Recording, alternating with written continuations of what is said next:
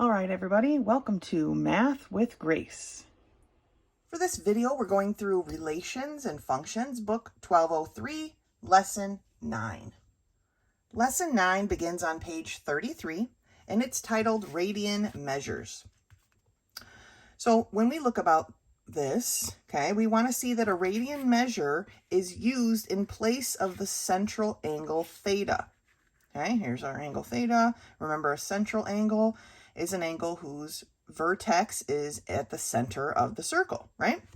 So a central angle has the measure of 1 radian if the angle intercepts an arc equal in length to the radius. So what that means is if the arc intercepted here is the same length as the radius of the circle, then the central angle has a measure of 1 radian. Okay, and here's how we look at radians.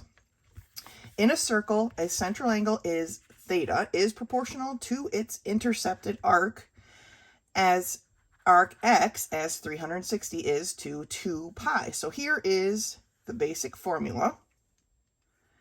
And then as you look here, they cross multiply and solve to find the measure of the degrees. So the correct to 4 decimal places. I'm not really sure why, but that's okay. But here are the basic conversions that we need to know. To change degrees to radians, we multiply the number of degrees by pi radians over 180. Okay. To change radians to degrees, we multiply the number of radians by 180 over pi radians. Okay, so same basic formula, just reverse, right? The reciprocal of each other. So degrees to radians, we put the radians in the top. Pi radians over 180. Radians to degrees, we put the radians at the bottom. Simple conversion, okay? 180 over pi radians. So let's turn the page and take a look at some of these. Now here at the top of page 34, they have a bunch of examples of degrees converted to radians, okay? And these are some of the most used ones. And then they have radians converted to degrees, okay? So there are some examples for you, but the best way to look at these examples is to do some, right? So I saved my piece of paper here because they obviously did not give us room to do this work here. So let's take a look. So 9.1, it says, list the quadrant in which each of the following angles is located and then express the angle in radian measure. So doing a couple of these, let's look at 9.1. 9.1 is 18 degrees, so we know that's in the first quadrant, right? To go from degrees to radians, we take our measure of 18 degrees and we multiply that by pi radians over 180. Now, in the examples up here, they saved the radian part to the end, and you can do that if you like. It really doesn't matter. But if we look at this, and I'm sure you guys know what you're doing, but if we look at this, it would be what? 18 pi radians, right, over 180. And 18 and 180 obviously have a special relationship because 18 goes into 180 10 times. So this would be pi over 10 radians, right?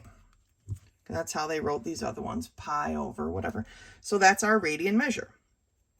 Pi over 10. Man, they really barely even give you enough room to write it in. Let's look at 9.2. 9.2 is 120 degrees. Now 120 degrees is going to be in quadrant 2. And let's figure it out. 120 times pi over 180 radians, right? Or 120 pi over 180 radians, right? See how we're setting that up? And then we just need to reduce. We can cross out our zeros. And what do 12 and 18 have in common? I think the largest thing they have in common is 6, right? 6 goes into 12 2 times. 6 goes into 18 3 times. Oh, I keep spelling that wrong. So 2 pi over 3 radians. 2 pi over 3 radians. Okay. One more. 9.3. Negative 135 degrees. Okay. Well, negative, remember, if you think about our coordinate plane, negative, remember, goes this way. So how far would it go? Well, it'd go right there into quadrant 3. Okay. So quadrant 3, done. Pi over 180 radians equals negative 135 pi over 180 radians. So this one's going to take a little bit more work to reduce, right? We need to figure out what the greatest common factor is. And the greatest common factor, I believe, is 45. So 45 goes into 135 3 times, and it goes into 180 4 times. And I figured that out just because I took 135 and divided it by 5, and I was left with, what was I left with? That would be 235, 27, that's right. I was left with a 27, and then I know a 9 goes into 27, so I bumped it up to 45, right? If 5 goes in and 9 goes in, then I can look at 45, and 45 goes into both, so we end up with a negative 3 pi over 4 radians, okay? And so you just keep going like that, working through those problems. But now let's do a couple of these down here going from radians to degrees. So for 9.11, we have pi radians, okay? Well, we need to multiply this now by 180 degrees over pi. Okay, we've just flipped it over, right? They've kind of dropped the radian thing, but the radian thing would be down here because this is radians as well. All right, so we could cancel them. That's what that is. Like the degrees down here, we would cancel. If I actually marked it on every single one, it would cancel. Anyway, so here my pi's cancel though, and I'm left with 180 degrees. Okay, so pi radians is 180 degrees. Some of these we're going to have to really try to remember because moving forward, they're going to use them in another topic. So let's look at 912. And 912 is pi over 2. So we're going to take that times 180 over pi. Okay, again, my pi's cancel, and I basically have 180 divided by 2, which is 90 degrees.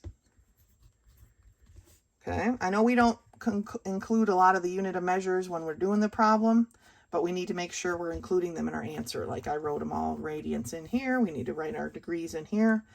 Let's take a look at number 15. Pi over 15 times 180 over pi. Okay, again, my pi's are going to cancel here. They should cancel every time. And I'm left with 180 over 15. And then let's take a look at that. We divide that out and we get 12. Okay, so 12 degrees. So, working through these, apply the conversion formula. It's pretty straightforward, right? Some of these we're going to want to remember, especially these like 30 and the 181 and the 91 and those ones that are special. Okay, we're going to be using them going forward. Now, the rest of this page 35 here before your self-test is asks a question at the top. But really all that I'm concerned with is the answer, which is at the bottom. And it says, therefore, the radian is independent of the size of the circle and of the unit used in measuring radians. Okay, so does it give me, so this one's measured in feet. Okay, actually not feet, that's just R2. But it wouldn't matter if this one was measured in miles and this one in inches. The answer is going to be the same. The radian is independent of that, right? All we need is this arc here to be the same as the radius. So if this radius is 1 inch, then this arc is 1 inch. If this radius is 1 mile, then this arc is 1 mile, and we end up coming up to the same thing. Okay, the measure of the angle ends up being the same. Okay, so good job. That's it for this video because I messed up one of the other ones. If you have any questions, let me know. Otherwise, until next time.